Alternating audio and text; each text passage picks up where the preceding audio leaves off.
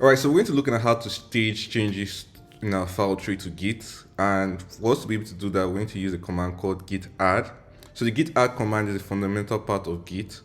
It's used to tell Git the changes that you want to include, like the files you want to include, the changes you want to include. So Git will be able to track those changes. So the change you want to save to Git, that's what you use git add for. So let's see it in action.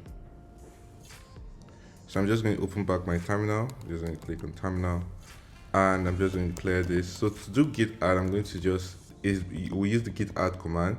So I'm going to say git add index.html,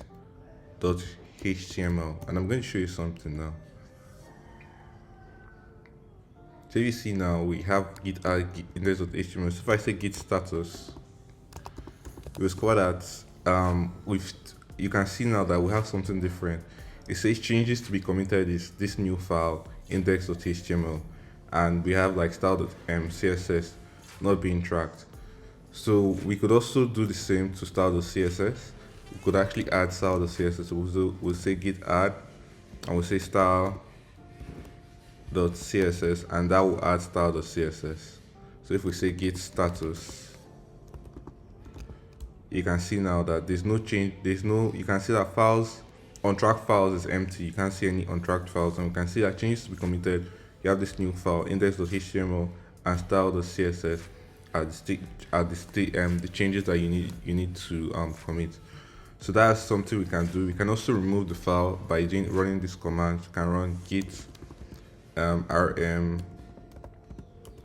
cached, and we write the file name, so we can say style.css, and that will remove the file from it. So if we check git status again, you can see that it's not tracking style.css.